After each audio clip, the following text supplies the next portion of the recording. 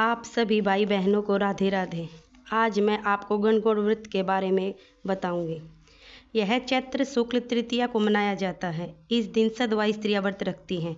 इसी दिन भगवान शंकर ने अपनी अर्धांगिनी पार्वती को तथा पार्वती ने तमाम स्त्रियों को सौभाग्य का वर दिया था। पूजा के समय रेणुका की गौरी उस बनाकर उस पर चूड़ी, महावर, सिंदूर चढ़ाने का विशेष फल है। चंदन, अक्षत, धूप, दीप नैवेद्य से पूजन करने, सुहाग सामग्री चढ़ाने तथा भोग लगाने का नियम है। यह व्रत रखने वाली स्त्रियों को गौर पर चढ़े सिंदूर को अपनी मांग में लगाना चाहिए। कथा।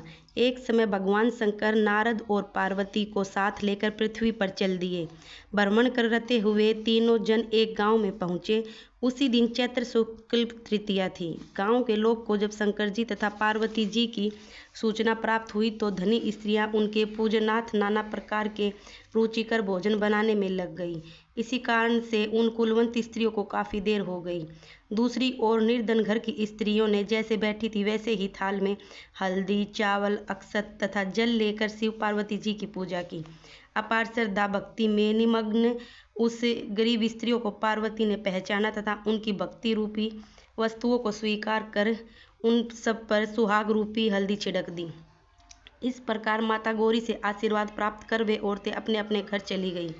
कुछ देर पश्चात कुलवंत स्त्रियां 16 श्रृंगार, 56 प्रकार के व्यंजन सोने के थाल में सजाकर आई।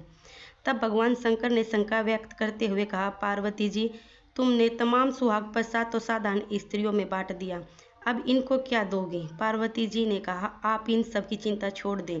उन्हें केवल ऊपरी पदार्थों से निर्मित रस दिया है, इसलिए उनका सुहाग धोती से रहेगा। परंतु इन लोगों को मैं अपनी अंगूठी चीरकर रक्त सुहाग रस दूंगी, जो मेरे समान ही सौभाग्यशालिनी बन जाएंगी। जब कुलीन स्त्रियां शिव पार्वती का पूजन कर चुकी तो देवी पार्वती ने उनकी अपनी उंगली चीरकर रक्त को उनके ऊपर छिड़क दिया और कहा, तुम सब वस्त्र भरणों का परित्याग कर माया मोह से रहित हो तथा तन मन धन से पति सेवा करना, अखंड सौभाग्य की प्राप्ति होगी। भवानी का यह आशीर्वाद वचन सुनकर तथा प्रणाम करके कुलीन स्त्रियां भी अपने अपने घर लौट आई तथा पति प्राण बन गई। छिड़का खून जिनके ऊपर जैसे पड़ा उनका वैसा ही सौभाग्य प्राप्त हुआ। इसके पश्चात पार्वती जी ने पति की आज्ञा से नदी में जाकर स्नान किया, बालू का महादेव बनाकर पूजन किया, भोग लगाया तथा प्रदक्षिणा करके बालू के 2 कणों का प्रसाद किया।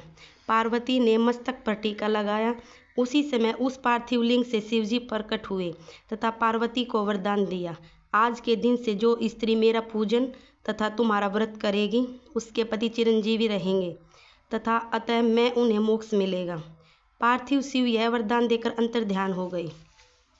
कुछ देर बाद पार्वती जी नदी तट से चलकर उस स्थान पर आई जहाँ पर पतिदेव तथा ऋषि परवर नारद को छोड़कर गई थी। अतः शिव ने विलंब का कारण पूछा तो इस पर पार्वती जी ने उत्तर दिया, मेरे भाई भावज नदी के किनारे मिल गए थे। उन्होंने मुझसे दूध भात खाने तथा ठहरने का आग्रह किया, इसी कारण से नाथ मुझे आने में देर लग गई। ऐसा सुनकर अंतर्यामी भगवान शंकर स्वयं दूध भात खाने के लिए चल दिए। पार्वती जी ने जब समझा कि ढोल की पोल खुल जाएगी तो अधीर होकर पति से प्रार्थना करने लगी। शंकर के पीछे चलते चलते पार्वती ने जब नदी की ओर अवलोकन किया तो एक सुंदर माया का महल दिखाई दिया, जिसमें शिवजी के साले तथा सरहज विद्यमान थे। ये लोग जब वहां पहुंचे तो उन लोगों ने अगवानी का स्वागत सत्कार किया।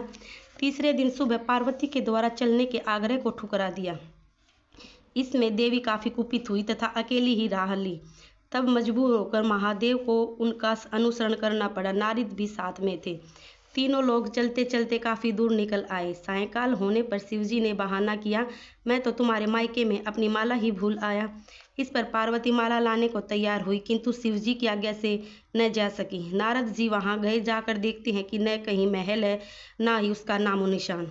वर्ण घोर अंधकार में हिंसक पशु विचरण कर रहे हैं।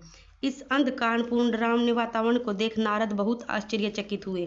तत्क्षण अचानक बिजली के चमकने से वृक्ष पकड़ टली माला दिखाई दी। उसे लेकर महानुति भयातुर अवस्था में शीघ्र ही शिव के पास आए और अपनी विपत्ति का आधोपांत वर्णन कह सुनाया। इस प्रसंग को सुनकर हंसते हुए शिव ने नारद से कहा, उसका आदि मूल कारण बताए। हे मुनि, आपने जो कुछ भी दृश्य देखा वह पार्वती की अनोखी माया का प्रतिफल है। वे अपने पार्थिव पूजन की बात को आपसे गुप्त रखना चाहती थी, इसलिए उन्होंने झूठ बहाना बनाया था। फिर उसने सत्यासत्य करने के लिए उन्होंने अपने पतिव्रत धर्म की शक्ति से झूठे महल की रचना की। अपितु सच्चाई को उभारने के लिए मैंने ही माला लाने के लिए तुम्हें दोबारा उस स्थान पर भेजा था। ऐसा जानकर महर्षि नारद ने माता पार्वती तथा उनके पतिव्रत प्रभाव से उत्पन्न घटना की मुक्त कंठ से प्रशंसा की। जहाँ तक उनके द्वारा पूजन की बात को छिपाने का सवाल है, वह भी समुचित ही जान पड़ता है, क्योंकि पूजा छिपा कर ही करनी चाहिए। मेरा यह आशीर्वाद है कि जो इस दिन को अपनी कृपा से समस्त मनोकामनाओं की पूर्ति होगी तथा उसके पति भी चिरंजीव रहेंगे, क्योंकि माता पार्वती ने इस व्रत को छिपा कर किया था। उनकी परंपरा के अनुसार आज भी पूजन के अवसर पर पुरुष उपस्थित नहीं रहते। बोलो हर हर महादेव।